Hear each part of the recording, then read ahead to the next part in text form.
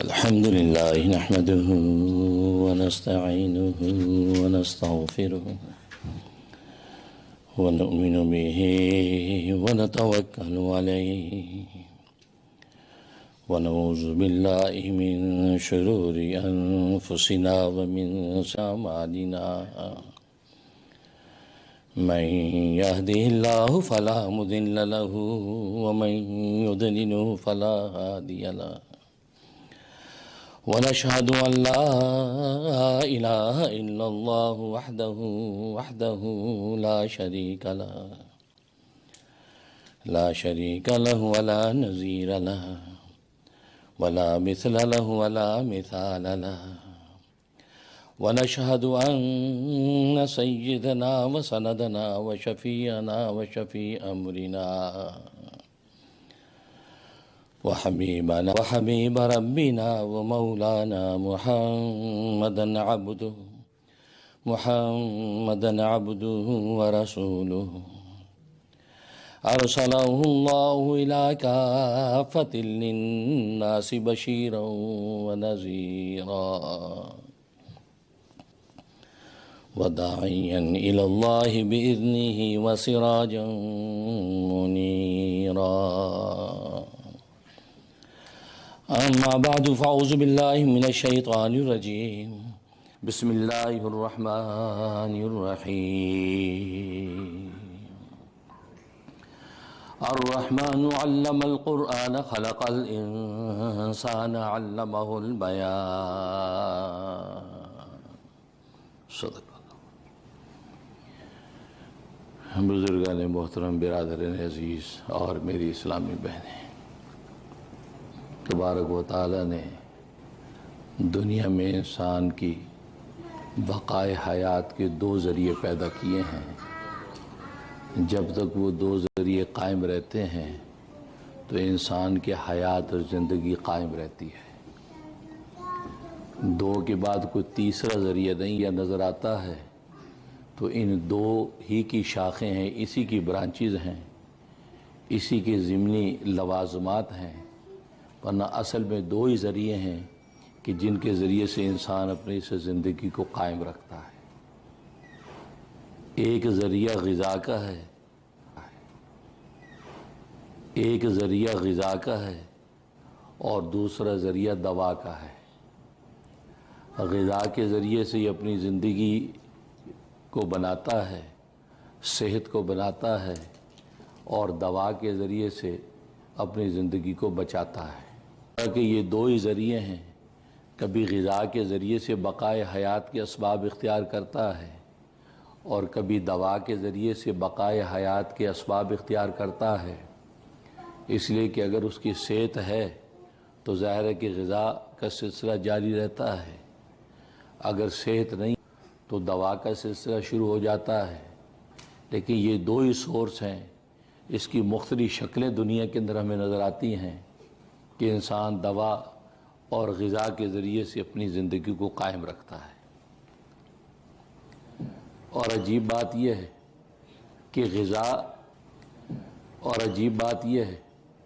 کہ غذا انسان لذت کے طور پہ کھاتا ہے، اس لیے کہ غذا کے اندر لذت نہ ہو تو ہاتھ کھینچ لیتا ہے، اس لیے کہ اس غذا کے ذریعے سے بقائے حیات کے ساتھ ساتھ وہ اس چیز کو بھی لذیذ ہونی چاہیے، کھانا مزیدار ہونا چاہیے۔ اگر وہ کھانا بد مزہ ہو تو ہاتھ کھینچ لیتا ہے۔ تو گویا کہ اس غذا کے اندر دیگر مقاصد کے ساتھ ایک اول مقصد اس کی لذت کا بھی ہوتا ہے کہ لہٰذا وہ لذیذ غذا کو ڈھونڈتا ہے۔ لیکن وہاں صحت نظر آتی ہے، صحت مقصود ہوتی ہے، لہٰذا غذا دوا کے اندر وہ لذت کو نہیں ڈھونڈتا۔ بد مزہ کڑوی دوا بھی اگر ہے تو وہ اس لیے کھا لیتا ہے کہ مجھے صحت ملے گی۔ کیوں؟ اس لیے کہ اس دوا سے مقصود دوا نہیں ہے بلکہ اس دوا سے مقصود دوا نہیں ہے بلکہ اس دوا سے مقصود صحت ہے، لہذا وہ کڑوی کسیلی دوا بھی کھا لیتا ہے۔ تو گویا کہ دوا اور غذا ایک کے اندر تو لذت مقصود اور دوسری میں صحت مقصود، لیکن یہ دونوں کی دونوں کہ غذا وہ صحت کے لیے کھاتا ہے، اور اسی طریقے سے دوا جو صحت کو بیماری سے بچانے کے لیے کھاتا ہے، لیکن ان دونوں سے مطلوب ایک چیز ہے، اور وہ کیا چیز ہے؟ وہ اللہ تبارک و تعالیٰ کی اطاعت ہے۔ وہ صحت کو بنا کر یا تبارک و تعالیٰ کی اطاعت کرنا چاہتا ہے، اللہ کی اطاعت اور عبادت میں لگنا چاہتا ہے۔ اگر صحت اچھی ہے تو اللہ تبارک و تعالیٰ کی عبادت اور اللہ تبارک و تعالیٰ کے بندوں کی خدمت اچھے طریقے سے کر سکتا ہے۔ اگر صحت اچھی نہیں ہے تو ظاہر عبادت اس اور خدمت خلق بھی اچھے طریقے سے ادا نہیں کر سکتا، کیونکہ دنیا میں اللہ تبارک و تعالیٰ نے انسان کو اسی مقصد کے لیے بھیجا ہے کہ وما خلقت الجن والانس الا لیعبدون، کہ میری عبادت کرے۔ تو اللہ تبارک و تعالیٰ کی عبادت کے لیے اپنی صحت کو بناتا اور بچاتا ہے، عبادت کے لیے اپنی صحت کو بناتا اور بچاتا ہے، کبھی دوا کے ذریعے سے اور کبھی غذا کے ذریعے سے۔ تو گویا کہ اللہ کی طاعت اور اللہ تبارک و تعالیٰ کی عبادت اس کے لیے آسان ہو جائے، اس لیے اپنی صحت کو قائم و دائم رکھتا ہے۔ تو گویا کہ مقصود نکلا اللہ تبارک و تعالیٰ کی طاعت اور عبادت۔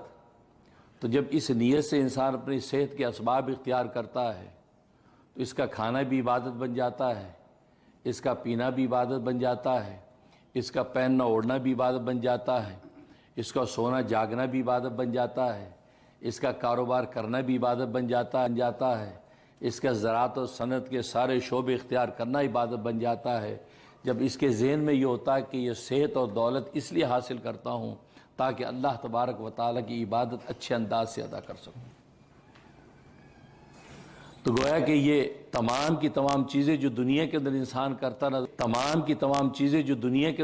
کرتا نظر آتا ہے، اگر وہ اپنے اس نگاہ سخن کو بدل لیتا ہے کہ یہ سب کا سب میں اس لیے کرتا ہوں تاکہ اللہ تبارک و تعالیٰ کی عبادت اچھے طریقے سے کر سکوں، میں زیادہ سے زیادہ دولت اس لیے کماتا ہوں تاکہ زیادہ سے زیادہ زکوٰۃ اور صدقہ کے راستے میں دے سکوں، اللہ کی کمزور بندوں کی مدد کر سکوں، تو اللہ تبارک و تعالیٰ اس کی دنیا کے جتنے امور ہیں ان تمام کے تمام امور کو عبادت بنا دیتے ہیں۔ اسی طریقے سے دوا جب استعمال کرتا ہے تو دوا استعمال کرنے میں بھی یہ نیت رکھتا ہے کہ مجھے صحت ہوگی، تو میں اللہ تبارک و تعالیٰ کی اچھی عبادت کر سکوں گا، اللہ تبارک و تعالیٰ کے بندوں کی اچھی خدمت کر سکوں گا۔ اس نیت سے جب دوا کھاتا ہے تو اس کا دوا کھانا عبادت بن جاتا ہے، تو اللہ تبارک و تعالیٰ اس کے دوا کھانے پر بھی اجر و ثواب عطا فرما دیتے ہیں۔ تو گویا کہ دوا اور غذا سے مخصوص صحت ہے، اور صحت سے مقصود اللہ تبارک و تعالیٰ کی طاعت اور عبادت ہے، اللہ تبارک و تعالیٰ کی یاد اور ذکر ہے کہ اللہ تبارک و تعالیٰ کی یاد میں رہے، اس لیے کہ یہ ساری کی سارے اس کو نعمتیں ملیں اور نعمتیں دینے والے کو بھول جائے، تو یہ بندگی کی تعالیٰ نے انسان کو قنوت کہا ہے۔ ان الانسان لربہ لکنود، قنوت کا مطلب یہ ہے کہ وہ نعمت کو تو یاد رکھتا ہے لیکن نعمت دینے والے کو بھول جاتا ہے، نعمت سے تو لطف اٹھاتا ہے لیکن نعمت دینے والے لطیف کو بھول جاتا ہے۔ نام بظاہر اس کا عبد اللطیف ہوتا ہے کہ لطیف کا بندہ ہے، لیکن حقیقت میں وہ لطف کا بندہ بن کے رہ جاتا ہے، عبد اللطف بن کر رہ جاتا ہے۔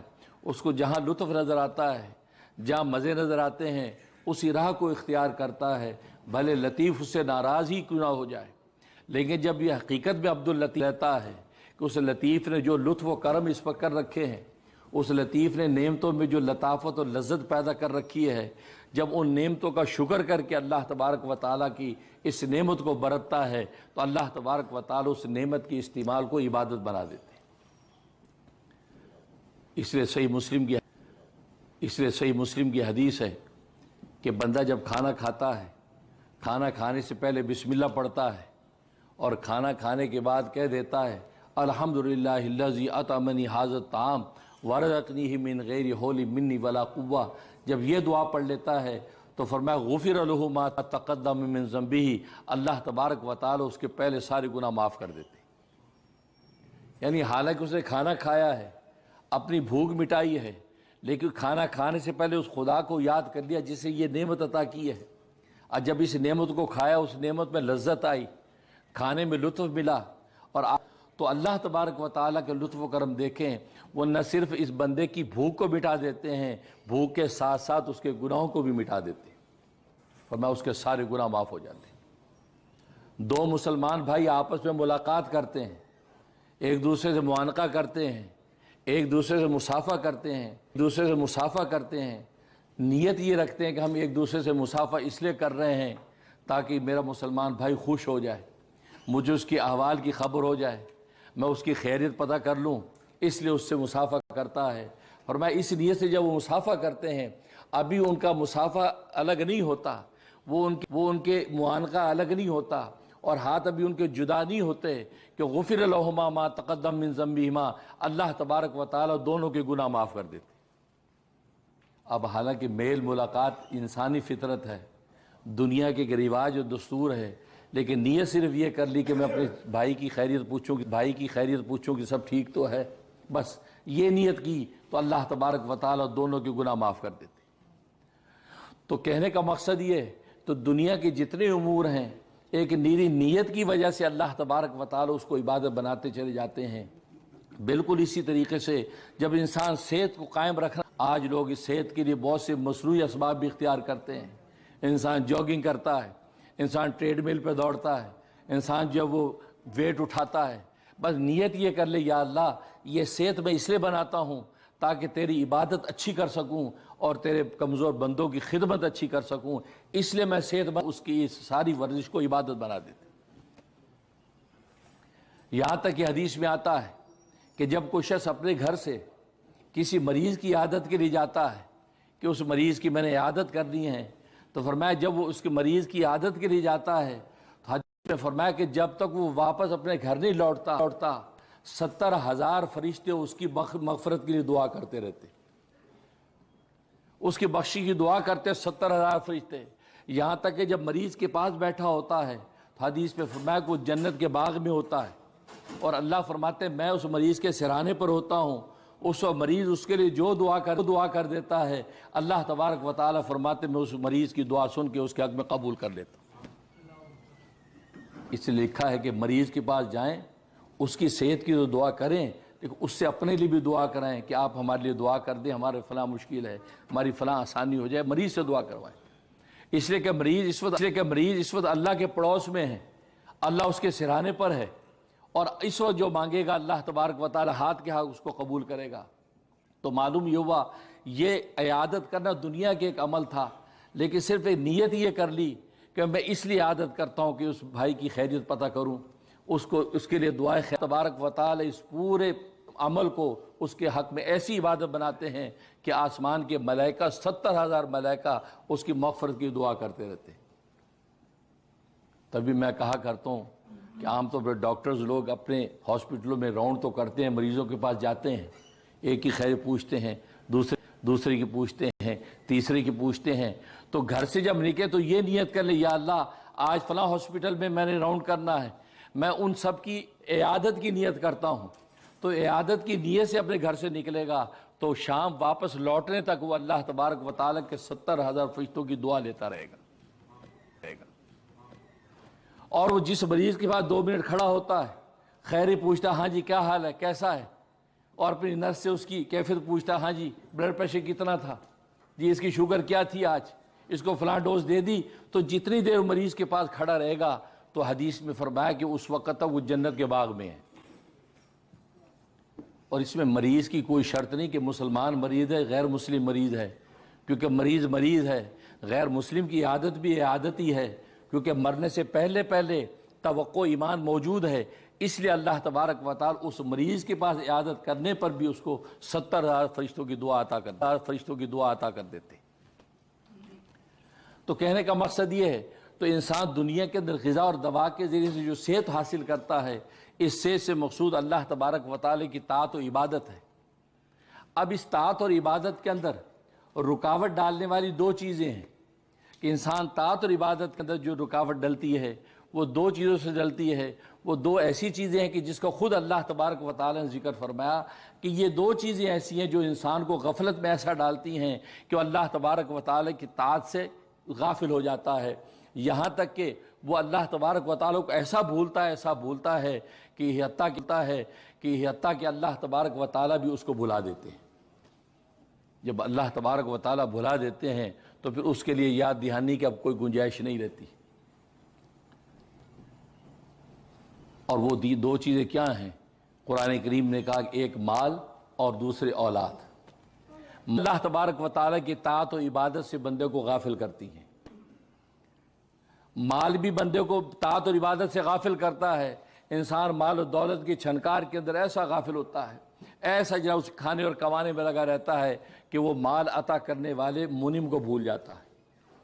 دوسرا اولاد کی محبت میں ایسا جو سرشار رہتا ہے، اس اولاد کے منشا کو پورا کرنے، اس کی اچھی اور بہتری زندگی کی طرف سوچنے میں ایسا منہمک رہتا ہے کہ یہ بھول ہی جاتا ہے کہ جس رب کریم نے یہ اولاد کی نعمت عطا کی ہے اس کا بھی تو مجھے شکر کرنا ہے۔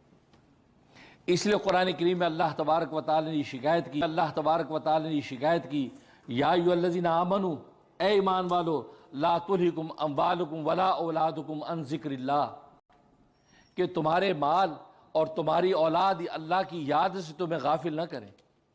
یہ بہت بڑا انعام ہے جو میں نے تمہیں عطا کیا ہے، مال بہت بڑی خیر ہے جو میں نے تمہیں عطا، لیکن یہ نہ ہو کہ یہ خیر تمہارے لیے شر بن جائے اور تمہیں اللہ کی یاد سے غافل کر دے۔ مال تو تمہیں میں نے اس لیے دیا تھا، تم اس مال کے سورس کو استعمال کر کے اللہ کی یاد میں اور منہمک ہو جاؤ، لیکن تمہاری حالت یہ ہے کہ تم مال کے اندر ایسے پھنس گئے جیسے مکھی شہد کے اندر پھنستی ہے، یہاں تک کہ وہ شہد کے اندر پھنسی وہیں ہلاک ہو جاتی ہے، اس سے نکل نہیں پاتی۔ تم بھی اس مال کی لذت کے اندر ایسے پھنستے چلے گئے یہاں تک کہ مکھی کی طرح تم ہلاکت تک پہنچ گئے۔ اس لیے فرمایا کہ مال تمہیں غافل نہ کرے، اور ولا اولادکم، اور تمہاری اولاد غافل نہ کرے۔ اب غفلت کی دو وجہ ہیں۔ مال سے جو غفلت پیدا ہوتی ہے عقلی غفلت پیدا ہوتی ہے، کیونکہ مال کے ساتھ جو محبت انسان کی عقلی محبت ہے، اور اولاد کے ساتھ جو محبت انسان کی طبعی محبت ہے۔ مال عقلی طور پہ انسان کا مرغوب ہے، انسان سوچتا ہے مال ہوگا تو اچھا کھائیں گے، مال ہوگا تو اچھا کھائیں گے، مال ہوگا تو اچھا پئیں گے، مال ہوگا تو اچھا پہنیں گے، مال ہوگا تو اچھا محل بنائیں گے، مال ہوگا تو اچھی گاڑی خریدیں گے، مال ہوگا تو اچھی عورت سے شادی کریں گے۔ تو مال، یہ چونکہ ساری کی ساری یہ چیزیں مال کی بنیاد پر ملتی ہیں، تو لہذا عقلی طور پر وہ مال کو مرغوب سمجھتا ہے، ارے مال ہوگا تو سب کچھ ہے، تو پھر کچھ بھی نہیں ہے۔ لہذا مال کے اس کمانے میں اس قدر اس کا میلان ہو جاتا ہے کہ مال عطا کرنے والے کو بھول جاتا ہے۔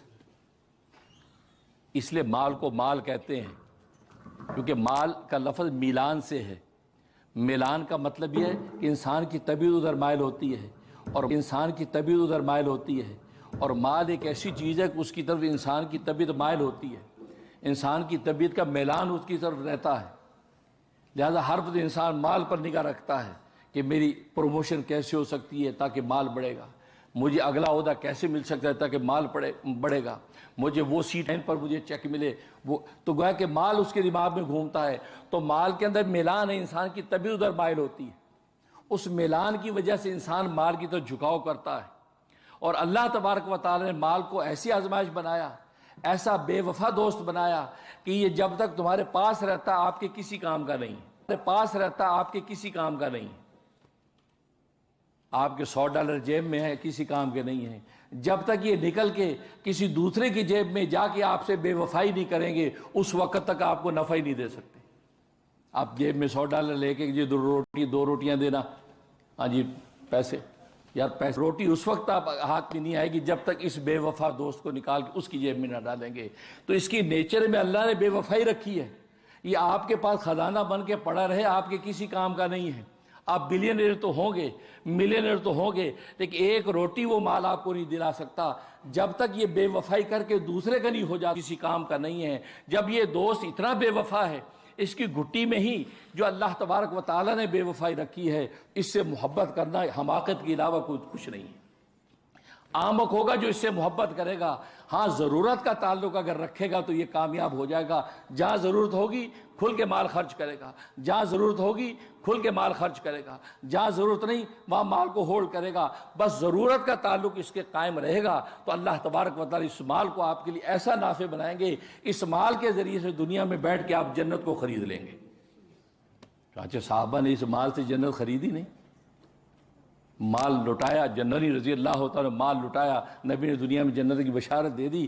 تو مال کام کی ایسی چیز ہے کہ اگر آپ نے اس کو صحیح جگہ لٹا دیا تو آپ کو دنیا میں جنت کے فیصلے کرا دے گا، لیکن اگر آپ نے اس کو ہولڈ کیے رکھا، خرچ نہ کیا، بخل اور کنجوسی کی وجہ سے اپنے سینے سے لگائے رکھا، نہیں میں مال خرچ نہیں کروں گا، تو پھر یہ مال آپ کے کسی کام، میں مال خرچ نہیں کروں گا تو پھر یہ مال آپ کے کسی کام نہیں، یہاں تک کہ اس مال کے اندر مکھی جیسے شہد میں ہلاک ہو جاتی ہے ایسے انسان مال میں ہلاک ہو جاتا۔ تو مال سے غفلت پیدا ہوتی ہے عقلی طور پر، اور اولاد کے ساتھ جو محبت ہے وہ طبعی ہے۔ انسان عقلی طور پر اپنی اولاد کو گندی ہے، یہ نافرمان ہے، مجھے اس سے کوئی تعلق نہیں رکھنا، لیکن اندر کا جو خونی رشتہ وہ پھر اولاد کی طرف اس کو متوجہ کرے گا۔ کتنے واقعات ہیں، باپوں نے بچوں کو گھر سے نکال دیا، ماں نے ٹھوکر مار دی، لیکن بعد میں دل تڑپ رہا ہے کہ میری بیٹی، ہائے میرا بیٹا، ہائے میرا بچہ، کیوں؟ وہ خونی رشتہ ہے۔ تو ہائے میرا بچہ، کیوں؟ وہ خونی رشتہ ہے۔ تو طبی میلان جو اولاد کے ساتھ ہے، یہ طبی میلان انسان کو غافل کر دیتا ہے، انسان اتنا اس کی طرف مائل ہو جاتا ہے کہ وہ دیکھتا ہی نہیں کہ طبیعت تو یہ کہتی ہے لیکن شریعت کیا کہتی ہے۔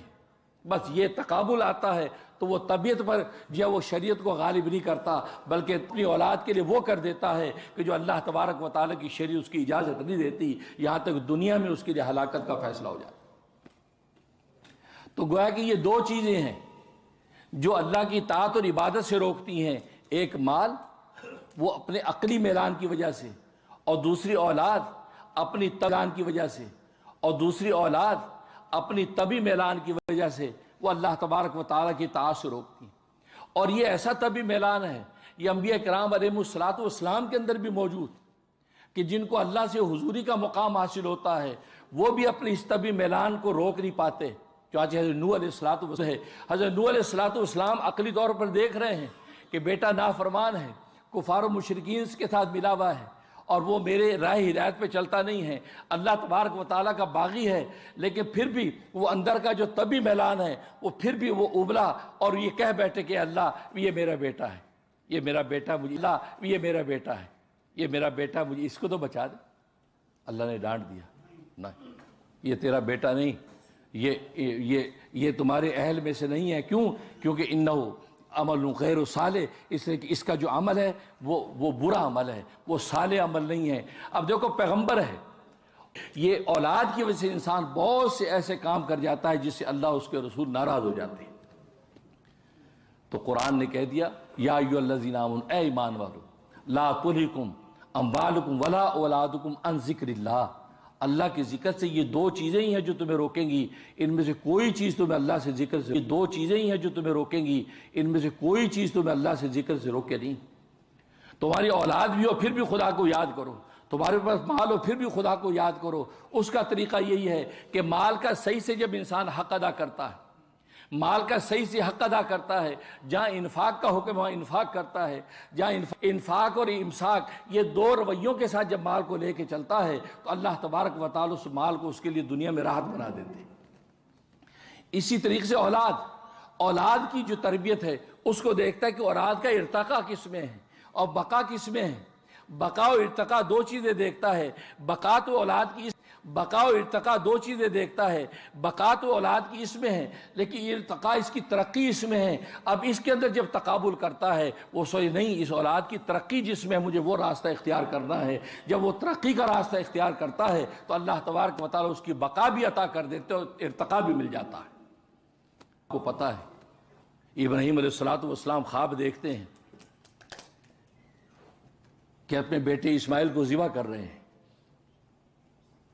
تو صبح اٹھتے ہیں سارا دن حیران پریشان کہ یہ کیسا خواب دیکھا، جو بچہ اتنی امیدوں کے بعد بڑھاپے کے اندر ملا، بڑھاپے کی اولاد، بچہ اتنی امیدوں کے بعد بڑھاپے کے اندر ملا، بڑھاپے کی اولاد، اور آج 8-9 سال کا یہ بچہ ایک ایسی عمر میں آیا کہ ننھا منا مشیر بھی ہے، ایک تسکین بھی ہے، آنکھوں کی ٹھنڈک بھی ہے، اور اللہ تبارک و تعالی حکم دے رہے کہ ذبح کر۔ یہ کیا معاملہ ہے؟ خواب دیکھا، سارا دن ہے۔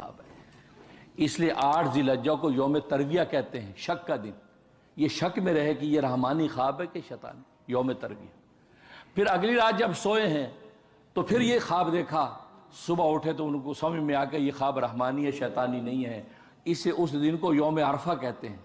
عرفہ میں نے اسلام کو پہچان ہو گئی اس بات کی کہ یہ رحمانی خواب ہے شیطانی خواب نہیں ہے. لہذا تیاری باندھی. اس سے اگلے دن یعنی 10 ذی الحجہ کو بچے کو لے کے ذبح کرنے چل پڑے.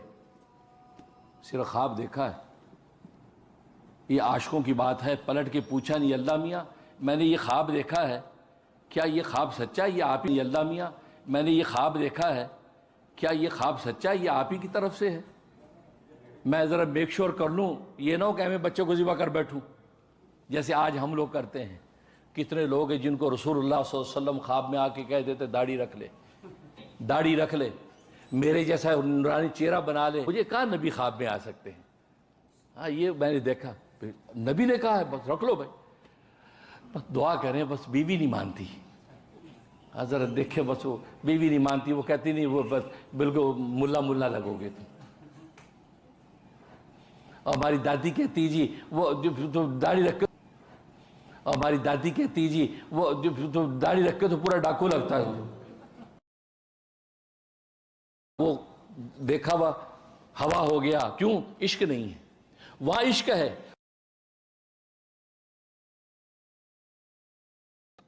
آپ خوابوں میں مجھے دکھا کے سی وہی کر دیں. اللہ تبارک و تعالی بھی عاشق کا امتحان لے رہے, وہی نہیں کی. اگر وہی کر دیتے تو یقیناً ذبح کرنا پڑتا اور پتہ ہی نہ چلتا کہ سچا عاشق ہے کہ کرتا کیا ہے. اور یہ بات میک شور کر دی کہ ہاں خواب سچا ہے تو بس پلٹ کے پوچھا نہیں کہ واقعی آپ ہی نے کہا ہے نا, میں ذرا میک شور کر لوں. نہیں بلکہ واقعی آپ ہی نے کہا ہے نا, میں ذرا میک شور کر لوں. نہیں بلکہ بچے کو لیا اور ذبح کرنے چل پڑے. یہ ہے عاشق. تبھی تو اللہ تبارک و تعالی بچوں کو ذبح کرنے چل گئے. اب ذبح کرنے کے لیے چھری رکھی ہے. اب ایک دفعہ ایک طرف بچے کی بقا ہے, دوسری طرف بچے کا ارتقاء ہے, ترقی ہے. کہ بقا تو یہ کہ ذبح ملا ہے, اور ایک طرف ذبح اگر کروں گا اللہ کا منشا پورا ہوگا تو یہ ارتقاء ہوگا, یہ ترقی کا مقام بچہ وہ پا جائے گا کہ اللہ تبارک و تعالیٰ کے. دیکھو بقا ارتقاء, لیکن اللہ کے سچے خلیل تھے, انہوں نے بقا کی پرواہ نہیں کی. یہ بچہ باقی کا ہوگا تو یہ ارتقاء کا اور ترقی کا وہ مقام پا جائے گا جس پر ہزاروں بقائیں قربان ہیں. یہ کہہ کہ انہوں نے چھری اس گلے پہ رکھ کے بسم اللہ اللہ اکبر چھری پھیری ہے, چھری نے کاٹا نہیں. بے چین ہو رہے ہیں, کاٹ رہے ہیں, یہاں تک کہ غصے سے چھری کو زمین پہ پھینکا. کیا ہو گیا تجھے, تو زمین پہ پھینکا, کیا ہو گیا تجھے, تو کاٹتی کیوں نہیں؟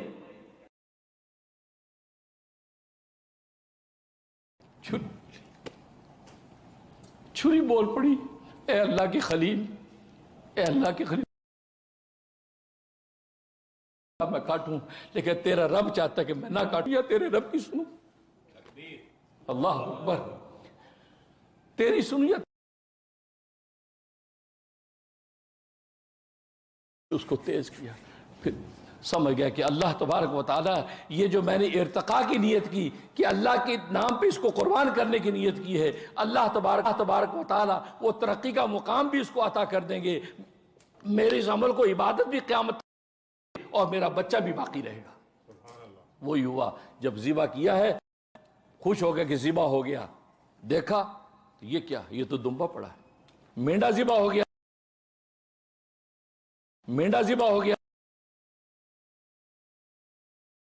کہا کہ ابا جان آپ کو جو اللہ نے حکم دیا تھا سچا کر دیا. کہنا تھا آسمان سے آواز آ گئی, یا ابراہیم, اے ابراہیم تو نے صدقت تو یا جو تو نے خواب دیکھا تھا تو نے اپنے خواب سچا کر دیا. اللہ خود سچائی کی ضمانت دے دیں تو اس کے تو سبحان اللہ. اب دیکھو یہ بقا اور ارتقاء, تو ابراہیم علیہ السلام کا وہ عمل عبادت بن گیا. آج آپ دیکھتے ہیں حج کے عمل میں سارے کے سارے عمل کیا ہیں؟ ایک بچے کی ارد گرد حج دوڑتا ہے, ایک معصوم بچے کی داستان جس حج ہے. اس بچے کے لیے پانی لینے کے لیے ہاجرہ دوڑی صفا مروہ میں, کے لیے کیا ہوا, اس دوڑنے کو اللہ نے حج کا رکن بنا دیا. اس بچے نے جہاں ایڑیاں ماری وہاں پانی کی دعا کرے گا, نبی فرماتے اس کی دعا یقین. اس بچے کی جہاں انگلی پکڑ کے ابراہیم ذبح کرنے کے لیے چلے ہیں, مینا کی طرف جا رہے ہیں, تو گویا کہ مینا کے اندر قربانیاں کرنا عبادت بنا دیا. اس بچے کو ذبح کرنے سے ابلیس نے روکنے کی کوشش کی. ابراہیم علیہ السلام نے کنکریاں ماری 3 موقعوں پہ، چھوٹے شیطان، بڑا شیطان، درمیان شیطان نے کنکریاں ماری 3 موقعوں پہ، چھوٹے شیطان، بڑا شیطان، درمیان ان کنکریاں ماری ہیں. اللہ تبارک و تعالیٰ کنکریاں مارنے کو عبادت بنا دیا. تو آپ کی ایک معصوم بچے کی گرد گھوم رہی ہے، اور بچہ حقیقت میں ہے کون ہے؟ یہ وہ بچہ ہے کہ جس کے ماتھے میں اللہ نے نور محمدی رکھا ہوا. یہ وہ ایک پیغمبر پیدا ہوگا، 1,00,000 پیغمبر پیدا نہیں ہوں گے، ایک پیدا ہوگا، وہ لاکھ ستارے ہر طرف، ظلمت شب جہاں جہاں، لاکھ ستارے ہر طرف، ظلمت شب جہاں جہاں، ایک طلوع آفتاب، دشت و نگر سحر سحر. ستارے ہزاروں ہیں، لیکن سورج صرف ابھی جھانکتا ہی ہے، سارا کا سارا اندھیرا چھٹ جاتا ہے. بس یہ کرام علیہ السلام یہ اس ضلالت گمراہی کا اندھیرا دور کرنے کے لیے ستارے چمٹماتے رہے. آدم علیہ السلام سے سلسلہ شروع ہوا، چلتا رہا، لیکن ظلمت اور گمراہی اور شرک کا اندھیرا ختم نہیں ہوا. لیکن محمد مصطفیٰ احمد مجتبیٰ صلی اللہ علیہ وسلم وہ آئے ہیں، اور جیسے انہوں نے وہ آفتاب نبوت ان کا روشن ہوا ہے، فرمایا کہ ظلمت شب جہاں جہاں، ایک طلوع آفتاب، دشت و نگر سحر سحر. ابراہیم علیہ السلام کے ماتھے میں تو نور محمدی تھا. یہ سارے کمالات تو وہ نور محمدی کے ہیں. نور محمدی کی ایک پیدا ہوا، خاتم الانبیاء بن گیا، سید المرسلین بن گیا، سارے نبیوں، سید المرسلین بن گیا، سارے نبیوں. بالکل اسی طریقے سے آج ہم اولاد کے معاملے میں اس کو دیکھیں کہ ارتقاء کس میں ہے، بقا کس میں ہے. بقا تو اس میں ہے، لیکن یہاں ارتقاء نہیں. اور ترقی اس میں ہے، بس ترقی کا راستہ حیال الفلاح، آؤ نماز کی طرف، آؤ نماز کی طرف بھی کیوں آئیں؟ حیال الفلاح، آؤ کامیابی کی طرف، آؤ کامیابی کی طرف. ہر ماں باپ اولاد کی سکسس چاہتا ہے، بیٹا چلو نماز کے لیے. لیکن پاپا میں نے تو سٹڈی کرنی ہے، کل میرا ایک ٹیسٹ ہے، کل میرا ایگزام ہے، کل بیٹا نماز پڑھوں گا، اس میں بھی اچھا بھلا آدھا گھنٹہ لگ جائے گا، جانا آنا. بیٹا اب نماز بعد میں پڑھ لوں گا، بہت ٹف میرا ٹیسٹ ہے. چلو بیٹا چلو پھر پڑھو. نہیں، بس یہ غلطی ہم نے کر دی. بیٹا ایک طرف بقا ہے، ایک طرف ارتقاء ہے. ترقی اور ارتقاء کا راستہ اگر تو اختیار کرے گا، ارتقاء کا راستہ اگر تو اختیار کرے گا، اللہ بقا کی دولت بھی نصیب ہو جائے گا. بھائی یہی سبق بچوں کو دینا ہے. اس طریقے سے بھی انسان لے کے چلتا ہے. اولاد انسان کو غفلت میں نہیں ڈالتی ہے. اب یہ غفلت کیسے دور ہو سکتی ہے؟ ایک ہی صورت ہے، وہ ہے صحبت. ایک ہی صورت ہے، وہ ہے صحبت. جب نیکوں کی صحبت انسان اختیار کرتا ہے، تالے تورا تالے کند. قرآن نے کہا یا ایھا الذین آمنوا اتقوا اللہ، اے ایمان والو اللہ سے ڈرتے رہو. وکونوا مع الصادقین، سچوں کے ساتھ جڑ جاؤ. بس سچوں کی صحبت میں آ گئے تو پھر مال اور مصر کی بادشاہی بھی مل جائے گی، لیکن خدا کو نہیں بھولو گے.